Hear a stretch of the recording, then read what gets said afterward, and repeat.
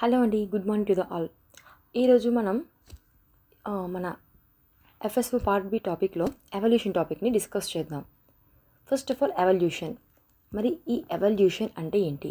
Evolution అంటే simply మన biological లైఫ్లో చేంజెస్, అంటే హిస్టరీ నుంచి మనకి ఎలాంటి చేంజెస్ అయ్యాయి అక్కడ దాని గురించి చదవడమే ఈ ఎవల్యూషన్. మరి ఈ ఎవల్యూషన్ మనకి ఎందుకంటే ఈ ఎవల్యూషన్ ద్వారా మనకి ఆరిజిన్ ఆఫ్ ది లైఫ్, మన లైఫ్ ఎక్కడ స్టార్ట్ అయింది అంటే మనం ఫస్ట్ ప్లానెట్ ఫామ్ అయింది కదా. ఈ ప్లానెట్ ఫామ్ అయిన టైంలో మనకి ఫస్ట్ ఏమున్నాయి? నాన్ లివింగ్ థింగ్స్, అంటే దేనికైతే లైఫ్ లేదో అవి. అండ్ తర్వాత we have the living things. మరి ఈ లివింగ్ థింగ్స్ ఎలా వచ్చింది అంటే ఫస్ట్ లివింగ్ థింగ్ ఈ ఎర్త్ మీదకి ఎలా రావడం జరిగింది, అది ఎలా ఆరిజిన్ అయింది. సో దాని గురించి తెలుసుకుంటే దాని తరువాత అక్కడ నుంచి ఎలా చేంజెస్ అయ్యాయి. ఫర్ ఎగ్జాంపుల్ మనం చూసుకుంటే ఫస్ట్ లివింగ్ థింగ్ మనకేముంటుంది? సింగిల్ సెల్, అంటే వన్ సెల్ ఆర్గానిజం ఉంటుంది కదా. అది ఆ వన్ సెల్ ఆర్గానిజం దాని నుంచి 2 cells అండ్ ఫర్దర్ అలా డెవలప్ అవుతూ వీ గెట్ ప్రెజెంట్ మనం ఉన్న మల్టీ సెల్యులర్ ఆర్గానిజమ్సే కదా.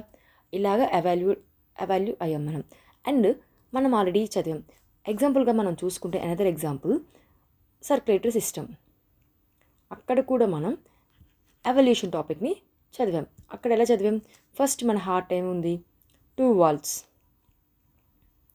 తర్వాత వీ హ్యావ్ 3. నెక్స్ట్ 4, అది కూడా incomplete. Next 4-valved heart which is complete. కాకపోతే ఇలా ఎవాల్వ్ అయిన టైంలో మనం ఇంకా ఒకటి అబ్జర్వ్ చేయడం జరిగింది. ఈ 3 స్టేజెస్లో మనకి impure and pure blood mix అవ్వడం జరిగింది. ఇక్కడ పూర్తిగా మిక్స్ అవుతుంది, ఇక్కడ పూర్తిగా ఆల్మోస్ట్ మిక్స్ అయి ఇక్కడ మనకి వెంట్రికల్స్లో మిక్స్ అయిపోతుంది. ఇక్కడ వస్తే లైట్గా మిక్స్ అవుతుంది, కానీ ఏమవుతుంది? మిక్స్ అవ్వడం జరుగుతుంది impure blood and pure blood. కానీ when coming to the 4-valved అంటే కంప్లీట్గా డెవలప్ అయిపోయింది. ఎక్కడ? మ్యామల్స్, అంటే మనం, అంటే humans and some other animals like tigers, Lions, dogs, everything. ఇవన్నీ మ్యామల్స్ కింద వస్తుంది కదా. మనకేమవుతుంది? ఇది ఇక్కడ 4-valved హార్ట్ అయింది అండ్ కంప్లీట్గా ఇలా అవడం వల్ల మనకి pure blood impure blood mix అవ్వదు కదా. అంటే ఈ ఎవల్యూషన్లో ఇంకొక చేంజ్ ఏంటి మనం అబ్జర్వ్ చేసామంటే, ఇక్కడ ఉన్న దగ్గర ఏదైతే డిసడ్వాంటేజ్ ఉందో దాన్ని ఓవర్కమ్ చేయడానికి నెక్స్ట్ ఎవల్యూషన్ అయినప్పుడు చేంజ్ అవుతుంది. సో మన ఎవల్యూషన్లో అది కూడా అబ్జర్వ్ చేసాం. అంటే డార్విన్ థియరీ ఉంది కదా, దాన్ని తట్టుకుంటూ ఎక్కడ ఉన్న మనకి డిసడ్వాంటేజ్ని ఓవర్కమ్ అవ్వడానికి ఒకరి తర్వాత ఒకటి ఇంకొక స్టేజ్లో చేంజ్ అవుతూ పర్ఫెక్ట్గా అవ్వడానికి ఎవ్రీ లివింగ్ ఆర్గనిజం ఎవాల్వ్ అవుతుంది. అండ్ దాంతోపాటు మనం చూసుకుంటే మనం హ్యూమన్స్ అంటే హైలీ డెవలప్డ్, అండ్ మనలో we have nervous system, circulatory system and respiratory and excretory, ఇలా చాలా ఉన్నాయి. ఎక్స్క్రిటరీ సిస్టమ్ చూసుకుంటే కిడ్నీస్, వాటి ఫంక్షన్ అది చేస్తుంది. ఏం చేస్తుంది? అక్కడ ప్యూరిఫై చేసి ఇంప్యూరిఫై ఉన్న దట్ వాటర్ని అంతా బయటికి పంపిస్తుంది. అండ్ నర్వస్ సిస్టమ్ బాడీని కంట్రోల్ చేస్తుంది. సర్క్యులేటరీ బ్లడ్ని సర్క్యులేట్ చేస్తుంది. And respiratory system the lungs బ్లడ్ని ప్యూరిఫై చేస్తుంది. ఇవన్నీ మనం డీటెయిల్డ్గా మన ప్రీవియస్ క్లాసెస్లో చదివాం. అంటే మనకి హ్యూమన్స్లో ఇదంతా క్లియర్గా ఎవాల్వ్ అయి ఉంది. అంటే క్లియర్గా దేని ఫంక్షన్ అది దానికి సపరేట్ అయింది.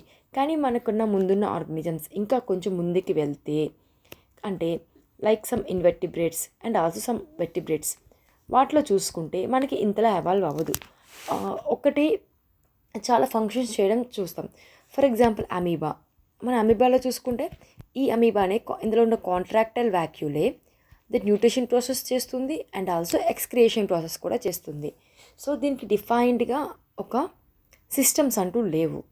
అండ్ మనం ఇంకా క్లియర్గా అబ్జర్వ్ చేయడానికంటే మనం బేసిక్ ఎగ్జాంపుల్ తీసుకుందాం.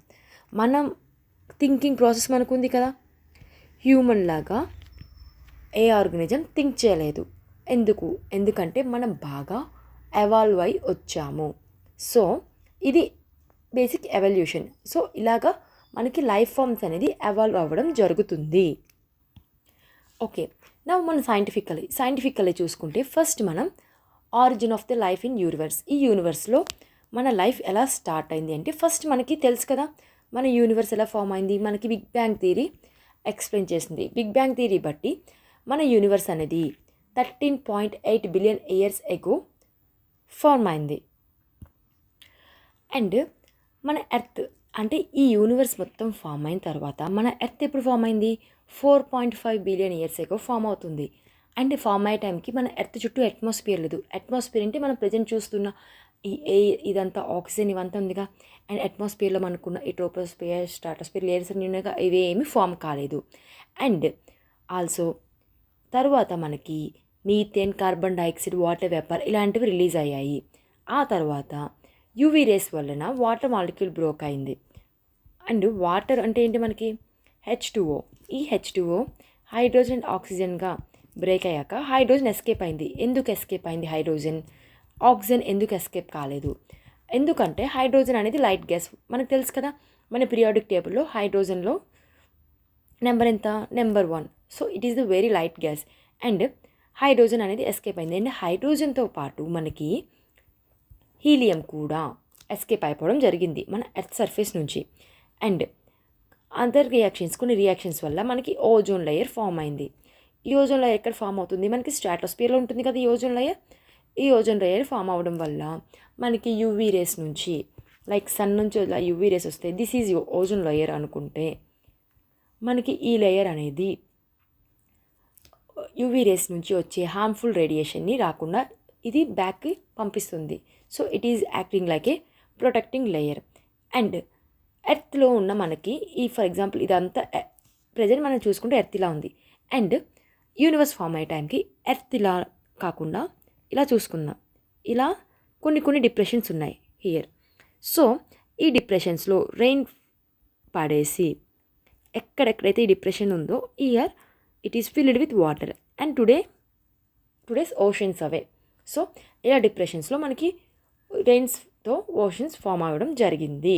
అండ్ ఎర్త్ 4.5 బిలియన్ ఇయర్స్ ఎగో వచ్చింది కదా. అయితే ఆ 4.5 బిలియన్స్ ఇయర్ ఎగో ఎర్త్ వచ్చిన తర్వాత మనకి 4 బిలియన్ ఇయర్స్ ఎగోలో లైఫ్ అనేది ఫామ్ అయ్యింది. అండ్ అది యూనిక్గా ఎర్త్లో ఈ ఈవెంట్ స్టార్ట్ అయింది. యూనిక్ అని ఎందుకన్నాం? ఎందుకంటే అప్ టు నౌ మనకి తెలిసిన నాలెడ్జ్ బట్టి and according to our studies life is exist only in the earth. మనకి ఇప్పటి వరకు ఎక్కడ ప్రూవ్ కూడా కాలేదు అంటే life form exist in other planets అని. And so it is unique. And ఈ లైఫ్కి అవర్ ఎర్త్ ఈజ్ సపోర్టింగ్ ఎలాగా? కావలసిన సన్లైట్, కావలసిన మనకి ఎయిర్, అండ్ కావలసిన water, everything we have. And కావాల్సిన అట్మాస్ఫియర్ ఇదంతా మనకి ఉంది. సో ఈ అన్ని కరెక్ట్గా కండిషన్స్ ఉండడం వల్ల లైఫ్ అనేది ఎర్త్ మీద స్టార్ట్ అయింది. అయితే ఇప్పుడు మనం okay 4 billion years ago life start అయిందని చెప్పాం కదా ఎర్త్ పైన. అయితే దీనికోసం సమ్ థియరీస్ ఉన్నాయి. అండ్ ఫస్ట్ మనం సైంటిస్ట్ ఎలా బిలీవ్ చేసేవారంటే there is a concept called panspermia. And ఈ థియరీ బట్టి ఏంటంటే అవుటర్ స్పేస్ ఉంటుంది కదా, ఇది అంతా అవుటర్ స్పేస్. ఈ అవుటర్ స్పేస్ నుంచి కొన్ని సీడ్స్ అంటే పడ్డాయంట. ఎలాగా అంటే ఆస్ట్రాయిడ్స్, మనకి మెట్రాయిడ్స్ ఇవి పడుతూ ఉంటాయి కదా స్పేస్ నుంచి. దీని నుండి కొన్ని సీడ్స్ ఎర్త్ మీదకి ఇవి ఇలా ఎర్త్ మీదకి పడడం వల్ల ఇక్కడ మనకి లైఫ్ స్టార్ట్ అయిందని చెప్పారు. అయితే ఈ దీన్నే స్పాంటేనియస్ జనరేషన్ థియరీ అంటారు. అండ్ ఈ దీన్ని లూయిస్ పాస్టర్ అంటే he is also the father of germ theory. And ఈయనే మనకి పాస్టరైజేషన్ ప్రాసెస్ ఉంటుంది కదా, అంటే మిల్క్ని హీట్ చేసి ఆర్ వైన్ని they kill the germs. And దాన్ని కూడా ఈయనే కనుక్కున్నారు. అండ్ ఈయన ఈ పద్ధతి అంటే లైక్ ఈ పాన్స్పెర్మియా ఉంది కదా, ఈ థియరీని రాంగ్ అని ప్రూవ్ చేశారు. ఎట్లా అంటే for example he take some ఒక క్లోజ్డ్ బౌల్ని తీసుకున్నారు.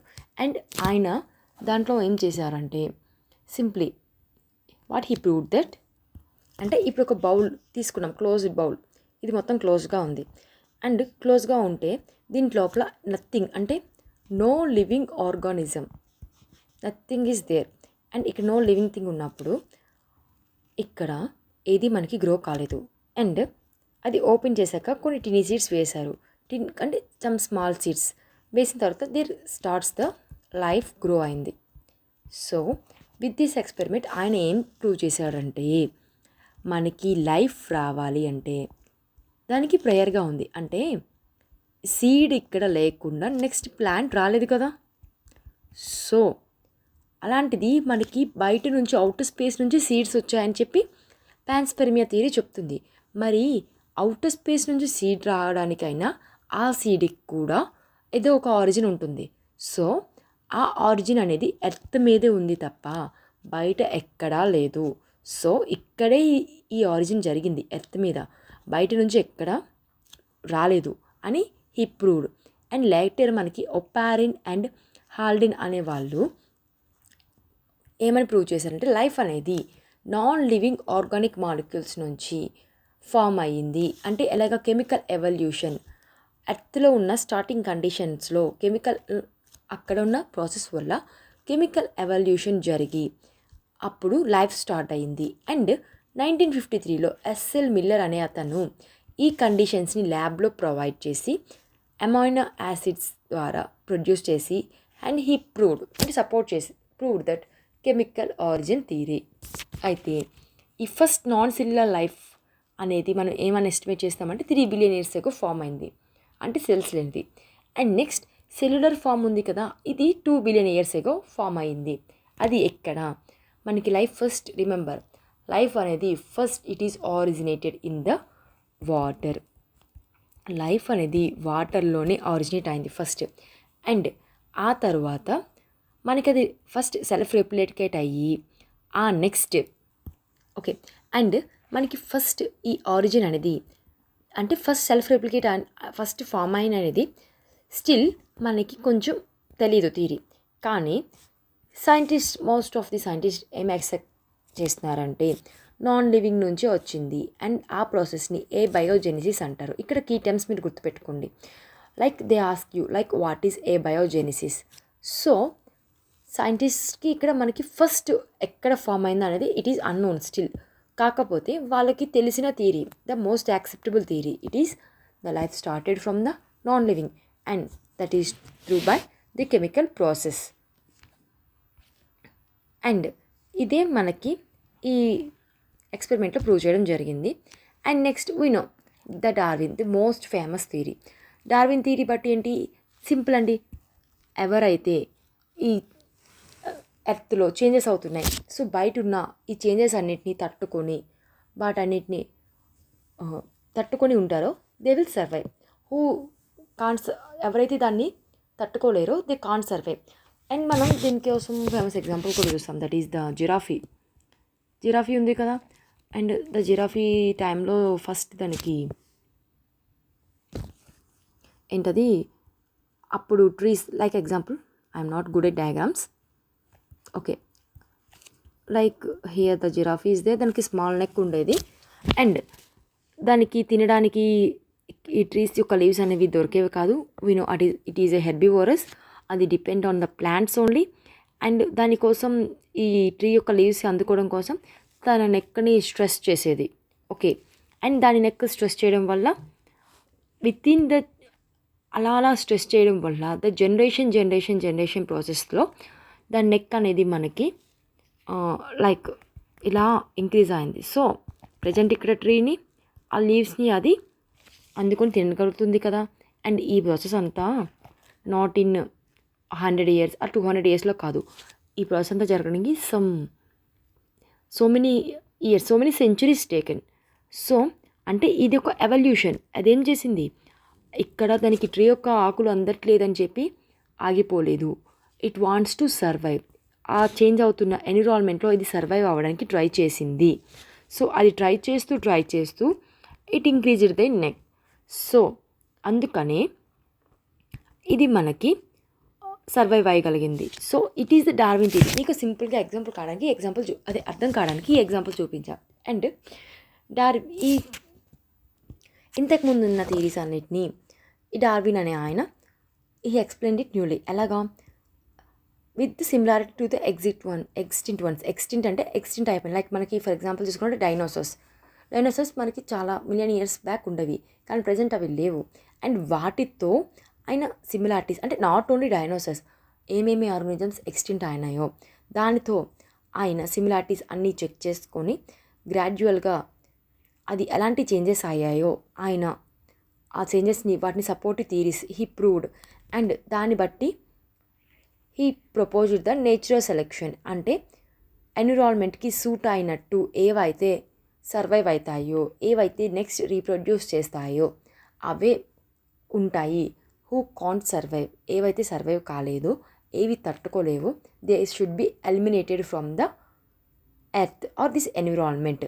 And he proved with the Darwin theory of the evolution.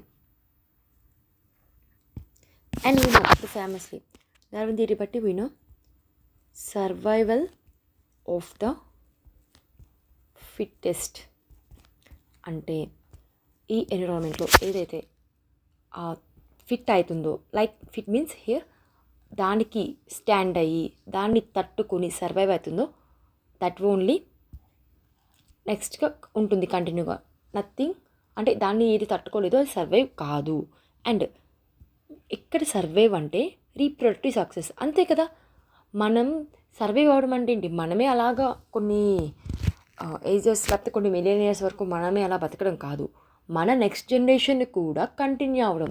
So అది కంటిన్యూ అయితేనే we are the survival to the fittest. అంటే that means simply the reproductive success. మన రీప్రొడక్టివ్ సక్సెస్ కరెక్ట్, మన reproduction and మన generations కరెక్ట్గా ఉండడమే the survival to the fittest ఇక్కడ.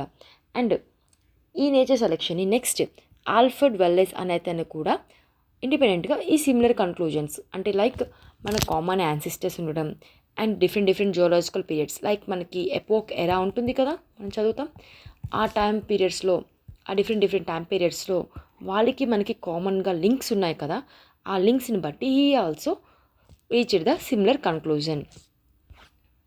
And ఈ ఎవల్యూషన్కి మనకి ఏమేమి ఎవిడెన్సెస్ ఉన్నాయి అంటే పేలియంటలాజికల్ ఎవిడెన్సెస్. పేలియంటలాజికల్ ఎవిడెన్సెస్ అంటే సింప్లీ మనకి సెడిమెంటరీ రాక్స్, మన సెడిమెంటరీ అంటే సింప్లీ మన రాక్స్ని బ్రేక్ అయ్యి సెడిమెంట్స్గా ఒక దగ్గర ఉండిపోతాయి కదా, ఆ రాక్స్ని సెడిమెంటరీ రాక్స్ అంటారు. అండ్ ఇవి మన ఏన్షియంట్ ఆర్గానిజమ్స్ని రిప్రజెంట్ చేస్తాయి. ఏంటి? దీంట్లో కనబడిన ఫాజిల్స్, అంటే అవి చనిపోయిన తర్వాత వాటి నుంచి వచ్చే ఫాజిల్స్ అనేవి ఈ ఏన్షియంట్ ఆర్గానిజమ్స్ని రిప్రజెంట్ చేస్తున్నాయి. అండ్ ఒక్కొక్క డిఫరెంట్ లేయర్ ఆఫ్ ఫాజిల్స్లో మనకి డిఫరెంట్ టైం పీరియడ్స్, అంతే కదా. ఫర్ ఎగ్జాంపుల్ దిస్ ఈజ్ ఒక ఫస్ట్ టైం పీరియడ్, ఇక్కడ ఒక లేయర్ ఆఫ్ సాయిల్ ఉంది. అండ్ ఈ టైం పీరియడ్ అయిపోయిన తర్వాత నెక్స్ట్ టైం పీరియడ్ ఉంది, ఇక్కడ మనకి ఇంకొక లేయర్ ఆఫ్ సాయిల్.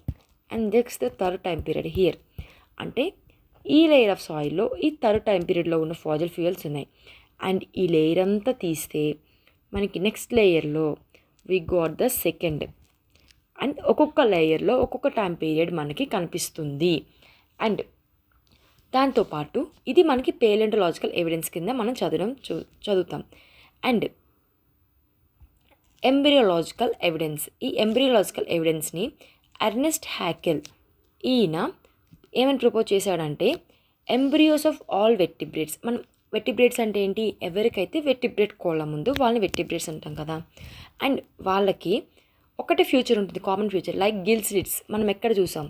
ఫిషెస్లో చూసాం ఈ గిల్ స్లిట్స్ అనేది మనకి ఫిష్లో తప్ప ఇంకెక్కడ కనిపించదు. అండ్ ఓన్ బెటర్ ఈయన ఈ ఐడియాని డిజప్రూవ్ చేశాడు. ఏమని? Embryos pass to the adult stage of the other species. కానీ అంటే మనకు తెలుసు ఒక ఐడియా, ఒకళ్ళు ఒక థియరీ ప్రపోజ్ చేస్తే దానికి అందరూ యాక్సెప్ట్ చేయాలని అన్నారు కదా, they are maybe some disagreements. So the own manner ఈయన డిజప్రూవ్ చేశారు. అంటే ఏంటి? ఈ ఎంబ్రియో అనేది అదర్ స్పీసెస్కి ట్రాన్స్ఫర్ అవుతుంది అని. అండ్ నెక్స్ట్ ఏంటంటే అనటామికల్ అండ్ మార్ఫోలాజికల్ ఎవిడెన్స్. ఇదేంటంటే హోమోలాగస్ స్ట్రక్చర్స్, అంటే ఫ్రమ్ డైవర్జెంట్ ఎవల్యూషన్. సింప్లీ మన ఎగ్జాంపుల్ చూసుకుంటే మన 4 limbs ఉండే కదా, హ్యూమన్స్లోని, వేల్స్లోని, బ్యాట్స్లోని, చీతాస్, మన అన్నిట్లోని బోన్ ప్యాటర్న్ అంటే బోన్ అరేంజ్మెంట్ అంతా సేమ్ ఉంటుంది, కానీ వాటి ఫంక్షన్ డిఫరెంట్గా ఉంటుంది. అంటే ఏంటి, మనందరం కామన్ యాన్సిస్టర్ షేర్ చేసుకున్నాం, అంటే ఒకటే ఉంది, కాకపోతే మన ఫంక్షన్స్ అనేది చేంజ్ అయింది బికాస్ మనం ఎవాల్యూ అవుతూ వచ్చాం. అండ్ ఆల్సో మన ప్లాంట్స్లో చూసుకుంటే thorns of bougainvillea and tendrils of cucurbita, ఈ రెండు సిమిలర్ ఆరిజినే ఉంటుంది, కానీ డిఫరెంట్ ఫంక్షన్స్ ఉంటాయి.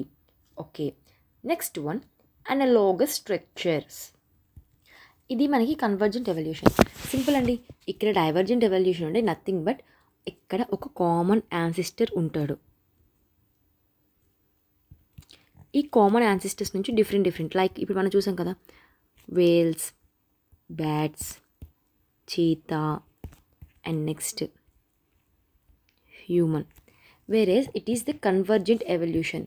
కన్వర్జెంట్ ఎవల్యూషన్ అంటే డిఫరెంట్ యాన్సిస్టర్స్, కాకపోతే మనకి ఇక్కడ ఏం కనిపిస్తుందంటే లైక్ ఒకే లుక్, అంటే సేమ్ లుక్స్ ఉంటుంది.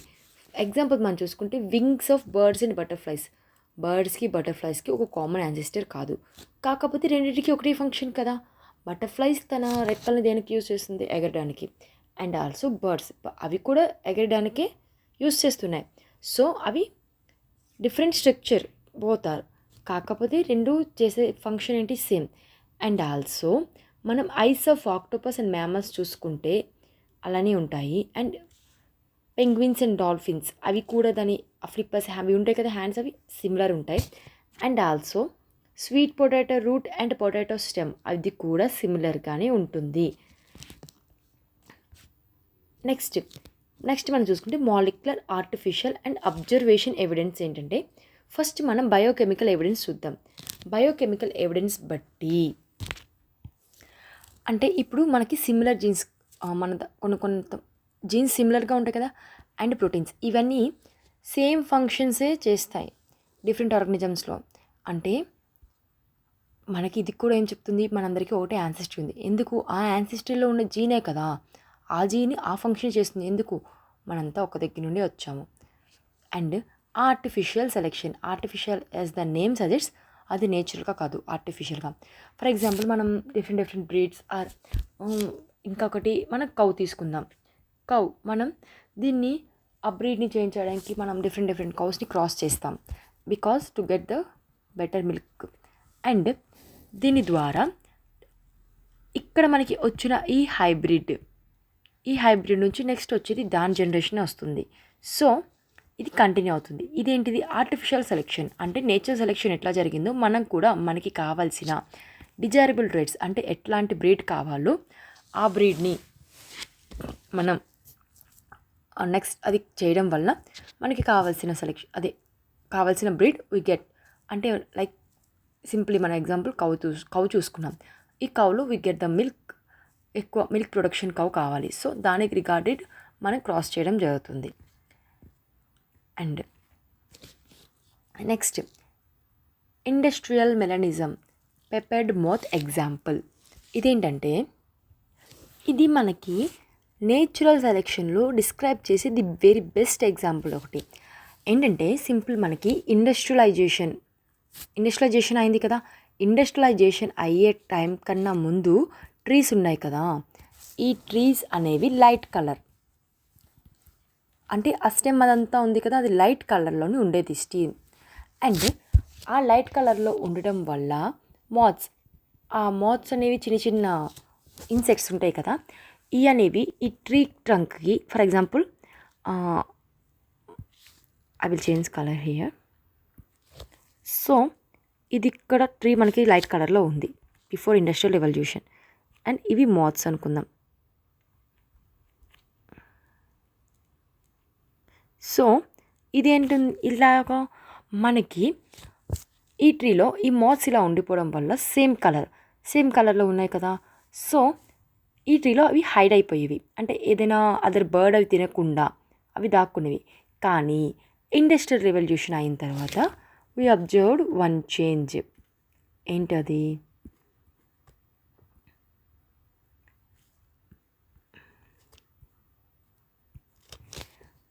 ట్రీస్.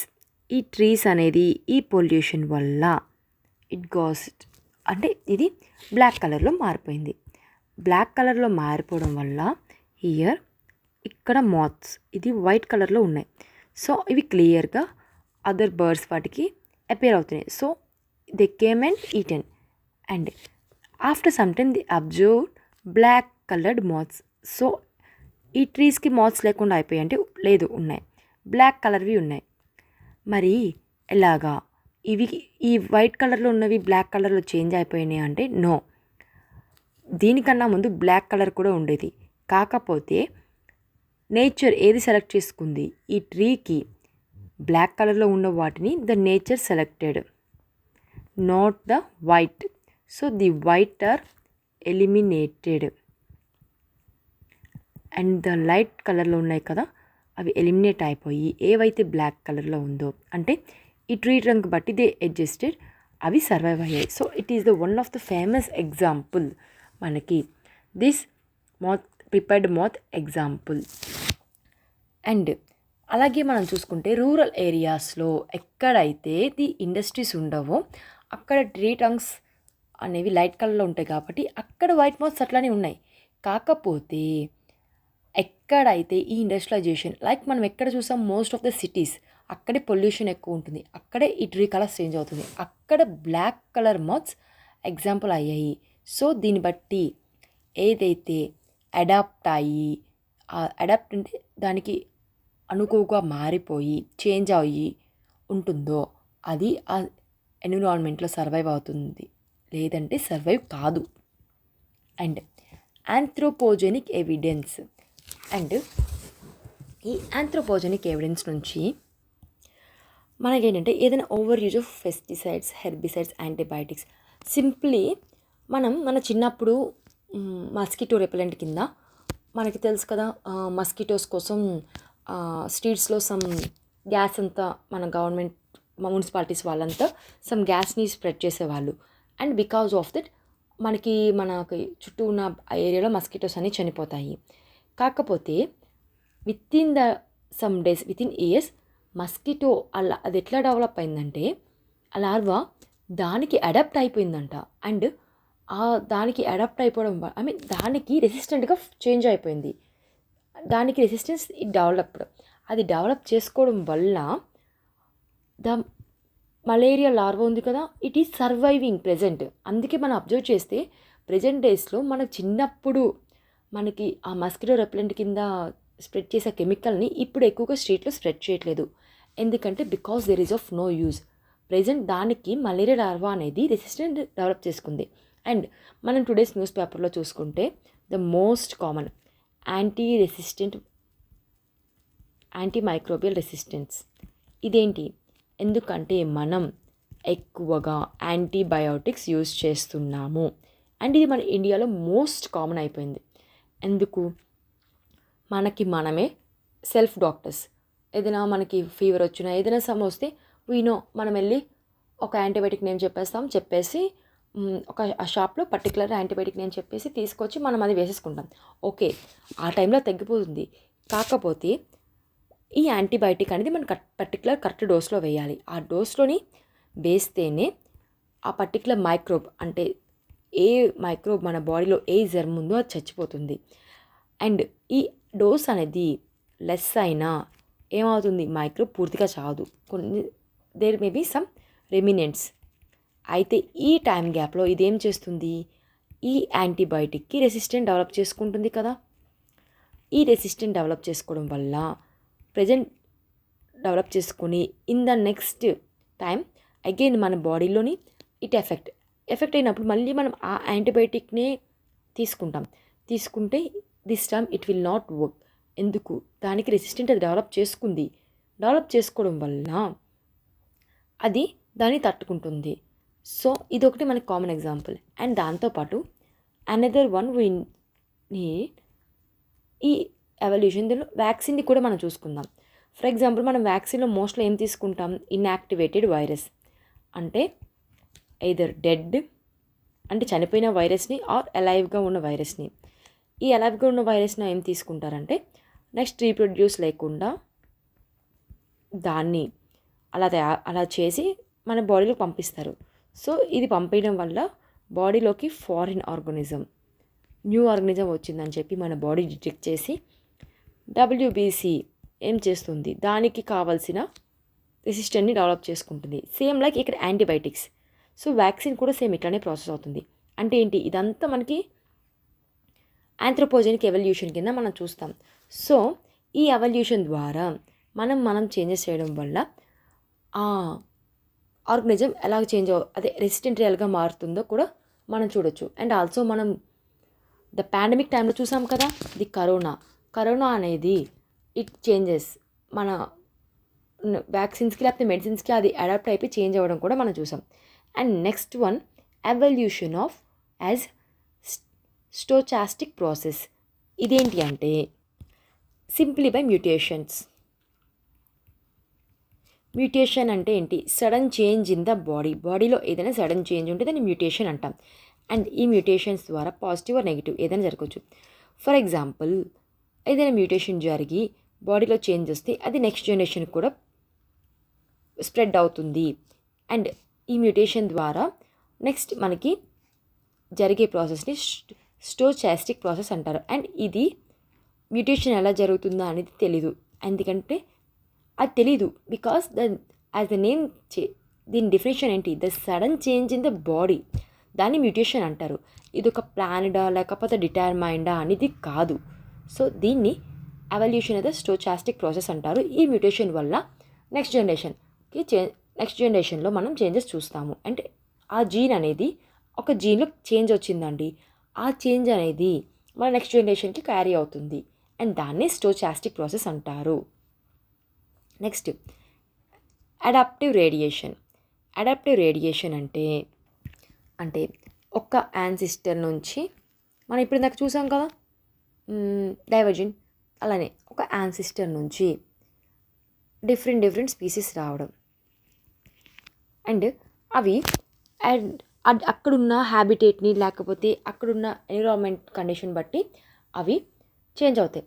ఎగ్జాంపుల్గా మనకి ఏంటంటే డార్విన్ ఫించెస్ అనేవి గ్యాలపోగస్ ఐలాండ్స్లో ఉంటాయి. ఇదేంటంటే ఒరిజినల్గా అవంటే సీడ్నే తినేవి, సీడ్ ఈటింగ్ బర్డ్స్ అంటారు. కానీ అవి డిఫరెంట్ స్పీసీస్గా ఎవాల్వ్ అయిపోయి అవి ఏమయ్యాయి, డైట్లో చేంజెస్ చేసేసాయి. అంటే ఆ స్పీసీస్లో కొన్ని బర్డ్స్ అనేవి ఇప్పుడు ప్రజెంట్ ఇన్సెక్ట్స్ తింటున్నాయి, కొన్ని ప్లాంట్స్ తింటాయి, లేకపోతే కొన్ని అదర్ వామ్స్ని అట్లా తినడం చేస్తున్నాయి. కానీ ఇవన్నీ ఎక్కడి నుంచి వచ్చి ఒక యాన్సిస్టర్ నుంచి వచ్చాయి. అండ్ ఈ ప్రాసెస్ని అడాప్టివ్ రేడియేషన్ అని అంటారు. ఇది ఆ బర్డ్స్లో ఉన్న చేంజెస్. నెక్స్ట్ అనదర్ ఎగ్జాంపుల్ చూసుకుంటే మనకి ఆస్ట్రేలియన్ మార్సుపియల్స్, అంటే మన కంగారూస్, కోలాస్ ఉంటాయి కదా, ఇవి కూడా వీటన్నిటికీ కామన్ యాన్సిస్టరీ. కాకపోతే అవి డిఫరెంట్ హ్యాబిటేట్స్ అంటే డిఫరెంట్ క్లైమేట్ చేంజెస్కి అవి అడాప్ట్ అయిపోవడం వల్ల అవి అలా చేంజ్ అయ్యాయి. అండ్ ఇంకా కొన్ని దాంట్లో మనం చూసుకుంటే సిమిలర్ ట్రేట్స్, అంటే ఒకేలాంటివి ఒకే ఎన్విరాన్మెంట్లో ఇండిపెండెంట్గా డిఫరెంట్ గ్రూప్స్కి ఎవాల్వ్ అవుతాయి. ఎగ్జాంపుల్ చూసుకుంటే ప్లాసెంటల్ మామల్స్ ఉంటాయి కదా, అవి ఆస్ట్రేలియాలో అవి మార్సుపిలియన్స్కి రిజంబుల్గా ఉంటాయి. అంటే మనం కన్వర్జెంట్ ఎవల్యూషన్ చూసాం కదా, అదే అంటే రెండు సిమిలర్గా ఉండడం. సో ఈ అడాప్టివ్ రేడియేషన్ మనకి ఏం చూపిస్తుంది, లైఫ్ అనేది ఎలాగ డైవర్సిఫై అయ్యింది అనే దాన్ని మనం అడాప్టివ్ రేడియేషన్ ద్వారా స్టడీ చేస్తాం. Here marsupial radiation. Next one, biological evolution and natural selection. మనం డార్విన్ థియరీ అనండి, సింపుల్లీ ఏదైతే ఫిట్ అవుతుందో అదే సర్వైవ్ అవుతుంది. ఓకే, మనం బ్యాక్టీరియా చూసుకుందాం. బ్యాక్టీరియా అనేది చాలా ఫాస్ట్గా మనకి సర్వైవ్ అయిపోతుంది. ఎందుకు, అండ్ ఈ ఎవల్యూషన్ కూడా మనకి క్లియర్గా కనిపిస్తుంది. విత్ ఇన్ డేస్లో అది genetic variation and rapid division ద్వారా అది ఎవాల్వ్ అయిపోయి ఈ ఎన్విరాన్మెంట్కి సర్వైవ్ అయిపోతుంది. మనం చూసాం కదా ఈ బ్యాక్టీరియాలో ఫర్ ఎగ్జాంపుల్ ఈ మైక్రోబ్స్ ఇవన్నీ రెసిస్టెంట్ అయిపోయి దాన్ని బట్టి చేంజెస్, మరి ఈ జెన్స్లో వాటిలో చేంజ్ బట్టి దాన్నే ఎవల్యూషన్ అంటారు. అండ్ మనం అది చూసాం కూడా విత్ ఇన్ ఈ జనరేషన్లో చూస్తున్నాం కదా. అండ్ ఇలా కాకుండా మన హైయర్ యానిమల్స్ మనకి లేకపోతే ఫిషెస్, బర్డ్స్లో చూసుకుంటే ఈ ఎవల్యూషన్లో మనం అంటే ఈ ప్రాసెస్ మనకి సమ్ మిలియన్ ఇయర్స్ జరుగుతుంది. ఎందుకంటే మనకి లాంగ్ లైఫ్ స్పాన్ ఉంది, వెరస్ బ్యాక్టీరియా వీటిలో స్మాల్ లైఫ్ స్పాన్ అది. కానీ అందుకని వాటిల్లో తొందరగా ఈ ఎవల్యూషన్ జరుగుతుంది. అంటే ఫిట్నెస్ మీన్స్ సింప్లీ మనం ఏదైతే అడాప్ట్ అయ్యి దీనికి ఈ ఎన్విరాన్మెంట్కి అడాప్ట్ అయ్యి రిప్రొడ్యూస్ చేస్తామో సర్వైవ్ అవుతామో that is the fitness to the adaptability. Next one, మనం డార్విన్ థియరీలో ఒక 2 మెయిన్ కాన్సెప్ట్స్ చూసుకుంటాం. ఒకటి బ్రాంచింగ్ డిసైడ్స్, అంటే ఒక యాన్సిస్టర్ నుంచి అన్ని లైఫ్ ఫామ్స్ కూడా ఎవాల్వ్ అయ్యాయి. కాకపోతే నేచురల్ సెలెక్షన్, నేచర్ అనేది ఏది సెలెక్ట్ చేస్తుంది అంటే బెటర్గా ఎన్విరాన్మెంట్కి ఏది సర్వైవ్ అవుతుందో అది నేచర్ సెలెక్ట్ చేస్తుంది. అయితే డార్విన్ కన్నా ముందు లామార్క్ అనే అతను ఈ ఎవల్యూషన్ని డియూజ్ ప్రాసెస్ ద్వారా మనకి ఎక్స్ప్లెయిన్ చేయడం జరిగింది. లైక్ ఇందాక మీకు చెప్పాను కదా, జిరాఫీ స్ట్రెచింగ్ నెక్స్, అది డార్విన్ థియరీ కాదు, జస్ట్ మీకు ఎవల్యూషన్లో చెప్పాను. అండ్ అది మనకి ఫస్ట్ లామార్క్ చెప్పడం జరిగింది. అండ్ దీన్ని యాక్సెప్ట్ చేయడానికి ఏంటంటే మనకి జెనెటికల్గా ఎవిడెన్స్ లేదు. అయితే డార్విన్ అనే అతను ఉన్నారు కదా, ఈయన మాత్రం మాల్థస్ అనే అతను ద్వారా ఇన్ఫ్లుయెన్స్ అయ్యి, అండ్ ఈ మాల్థస్ ఏం చెప్పాడు, population gross rapidly but resources limited, అంతే కదా.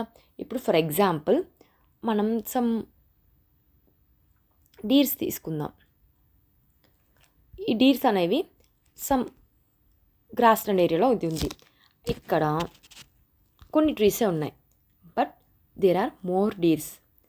అయితే ఏదైతే వెళ్ళి ఆ పర్టిక్యులర్ ప్లాంట్ని తీసుకొని తింటుందో అదే సర్వైవ్ అవుతుంది. Which is not getting the food, that is not survived.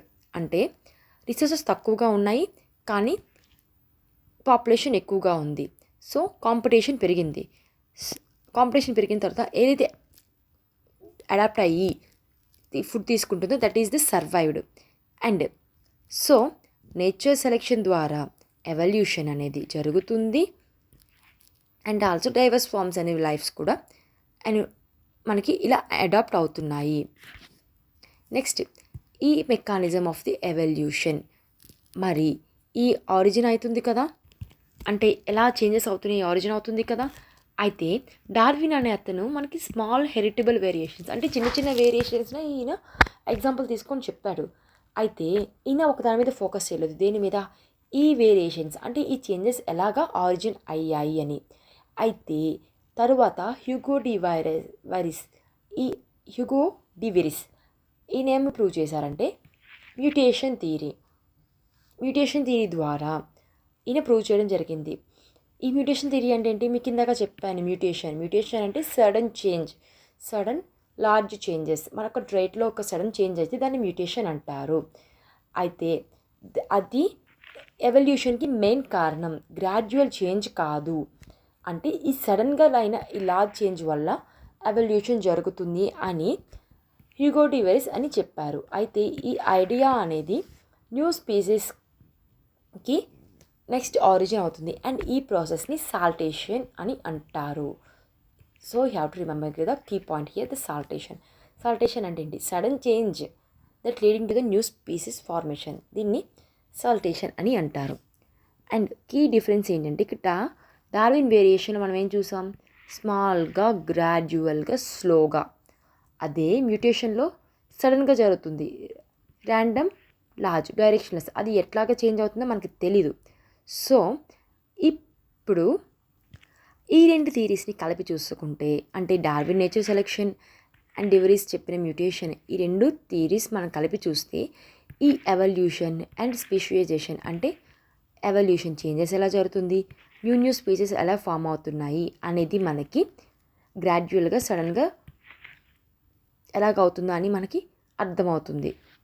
అయితే Hardy Weinberg principle and evolutionary forces, మరి ఇదేంటి, ఈయనేం చెప్తారంటే ఒక పాపులేషన్ మనం తీసుకుంటాం కదా, ఈ పాపులేషన్లో మ్యూటేషన్ జరగకపోయినా, మైగ్రేషన్ అంటే వాళ్ళు ఎక్కడికి వెళ్ళకపోయినా, ఏది నేచురల్ సెలెక్షన్ జరగకపోతే, అండ్ ర్యాండమ్ మేటింగ్ అంటే వేరే పాపులేషన్తో వాళ్ళు మెర్జ్ చేయకపోయినా, అప్పుడు ఇందులో ఉన్న జీన్ ఫ్రీక్వెన్సీ అనేది కాన్స్టెంట్, అంటే దాని జీనస్ అనేవి చేంజెస్ అవ్వవు, అట్లానే ఉంటుంది. అంటే ఒక జనరేషన్ నుంచి నెక్స్ట్ జనరేషన్కి సేమ్ ఉంటుంది, అంటే జీన్ అనేది కరెక్ట్గా బ్యాలెన్స్ అవుతుంది.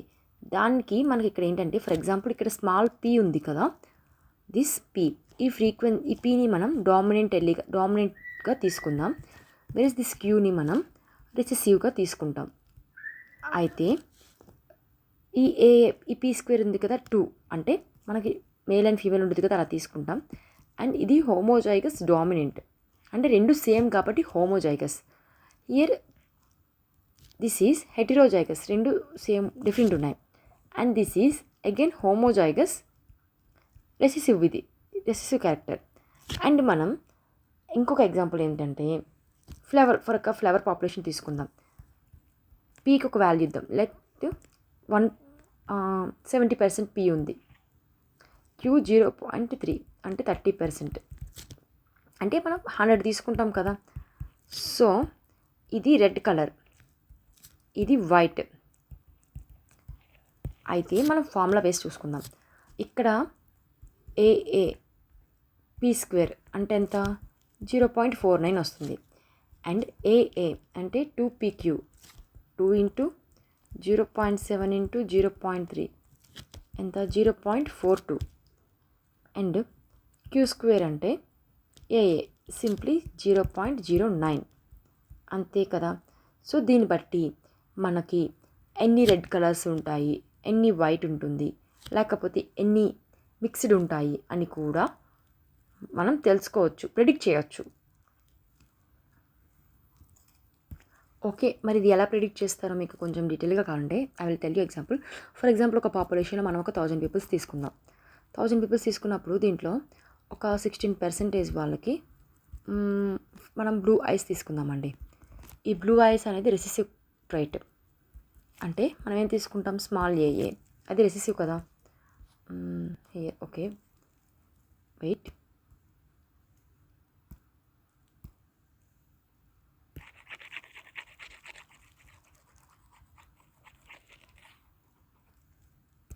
ఓకే.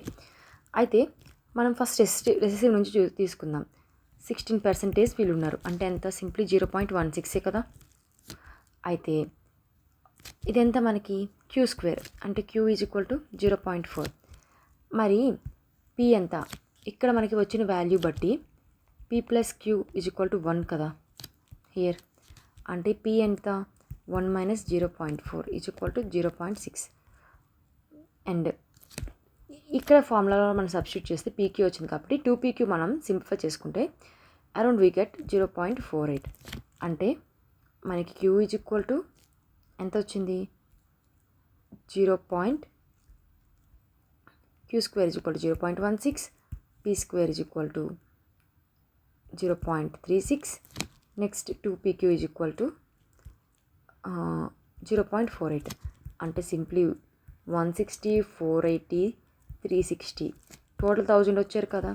అంటే 160 వాళ్ళు బ్లూ ఐస్ ఉన్నారు అండ్ 360 వాళ్ళు నాన్ బ్లూ ఐస్ ఉన్నారు అండ్ 480 మిక్స్డ్ వాళ్ళు ఉన్నారు.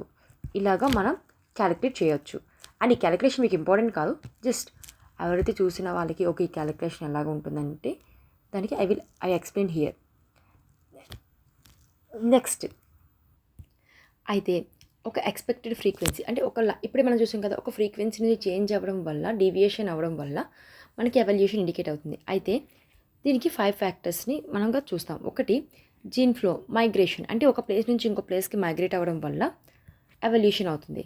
అండ్ ఆల్సో జెనెటిక్ డ్రిఫ్ట్ అంటే స్మాల్ పాపులేషన్లో చిన్న ర్యాండమ్ చేంజెస్ వచ్చినా సరే అది జరుగుతుంది. అండ్ ఆల్సో మ్యూటేషన్ అంటే sudden change, it gives to new species or new alleles.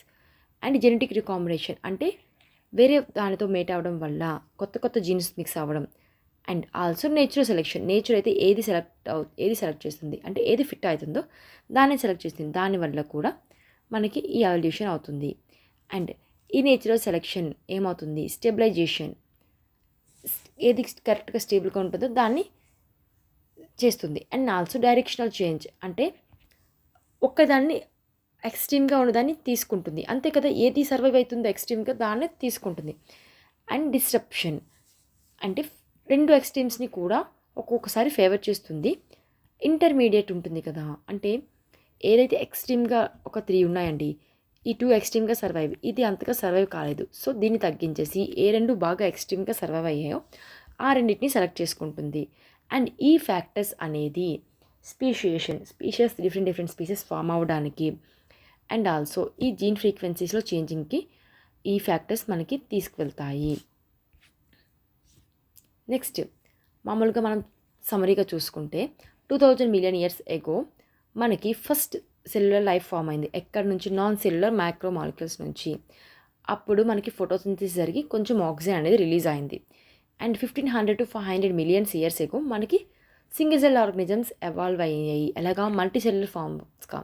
And invertebrates అనేవి అప్పుడు మనకి స్టార్ట్ అయ్యాయి. And next 350 million years ago మనకి జాలెస్ ఫిష్ ఎవాల్వ్ అయ్యింది. అండ్ కొన్ని స్ట్రాంగ్ ఫిన్స్ అనేవి ల్యాండ్ మీదకి మూవ్ అయ్యాయి. And next 320 million years ago మనకి ల్యాండ్ మీద ఫస్ట్ ప్లాంట్ అపియర్ అయింది. లేటర్ మనకి యానిమల్స్ అనేవి ఫాలో అయ్యాయి. నెక్స్ట్ వినో యాంఫీబియన్స్ నుంచి reptiles, first fishes to amphibians నుంచి రెప్టైల్స్ నుంచి వినో బర్డ్స్, నెక్స్ట్ టు మ్యామల్స్. ఇదే మనకి ఆర్డర్ ఇలాగా ఎవాల్వ్ అవ్వడం జరిగింది. నెక్స్ట్ ఇక్కడ 200 మిలియన్ ఇయర్స్ ఎగో రెప్టైల్స్ అనేవి అడాప్ట్ అయ్యి మళ్ళీ వాటర్కి బ్యాక్ వెళ్ళిపోయాయి. కొన్ని ల్యాండ్ రెప్టైల్స్ మనం ఏం చూస్తాం? డైనోసర్స్ అవి ఉన్నాయి. అయితే 65 మిలియన్ ఇయర్స్ ఎగో మనకి డైనోసర్స్ ఎక్స్టింక్ట్ అయిపోయాయి. ఆ రీజన్స్ అనేది మనకి ప్రజెంట్ తెలియదు. అండ్ క్లైమేట్ చేంజ్ అని అవ్వచ్చు. నెక్స్ట్ అవి బర్డ్స్కి ఎవల్యూట్ అయ్యాయి. అయితే ఎర్లీ మ్యామల్స్ ఎవాల్వ్ అయ్యాము. మ్యామల్స్ అందరం మనం డైవర్సిఫై అయిపోయి నెక్స్ట్ రెప్టైల్స్ని తగ్గించేసి వాటికంటే కాంపిటీషన్లో మనం విన్ అయ్యి కాంపిటీషన్లో మ్యామల్స్ విన్ అయ్యి డిఫరెంట్ కాంటినెంట్స్లో స్ప్రెడ్ అయ్యాము. నెక్స్ట్ సౌత్ అమెరికన్ మ్యామల్స్ అనేవాళ్ళు నార్త్ అమెరికన్స్ ఉన్నారు కదా, వాళ్ళని ఓవర్టేక్ చేశారు. అండ్ ఆస్ట్రేలియా వాళ్ళు ఎలాగ సర్వైవ్ అయ్యారంటే ఐసోలేషన్. ఆస్ట్రేలియా సపరేట్గా ఉంటుంది కదా టోటల్గా, దాని ద్వారా ఆస్ట్రేలియా వాళ్ళు సర్వైవ్ అయ్యారు. ఆస్ట్రేలియా అంటే ఇన్ సెన్స్ ఆస్ట్రేలియాలో ఉన్న మార్సుపీరియల్స్ ఉన్నాయి కదా, ఇందాక మనం చూసాం క్యాంగ్రూస్, అవి ఎలా సర్వైవ్ అయ్యాయి? Because of the isolation. అంటే మిగతా వాటి నుంచి సపరేట్ అయిపోయింది. అది మిగతా వాటి నుంచి సపరేట్ అవ్వకపోతే వాటిని ఈ డామినెంట్గా ఉన్నవి తినేసేవి. అది ఐసోలేట్ అయిపోవడం వల్ల అక్కడ మాత్రమే మనకి present we are seeing the kangaroos. And marine mammals. ఈ మెరైన్ మ్యామల్స్ అంటే వేల్స్, డాల్ఫిన్స్ ఉన్నాయి కదా, అవి వాటర్లో ఫుల్గా కంటిన్యూగా ఉండిపోవడానికి సర్వైవ్ అయ్యాయి. Next human. మనం డిఫరెంట్ లాంగ్వేజెస్, మన సెల్ఫ్ కాన్షియస్నెస్తో the most highly evoluted organism in the earth అంటే ది హ్యూమన్. నెక్స్ట్ ఈ ఎవల్యూషన్ ద్వారా మనం తెలుసుకున్నాం ఎలాగా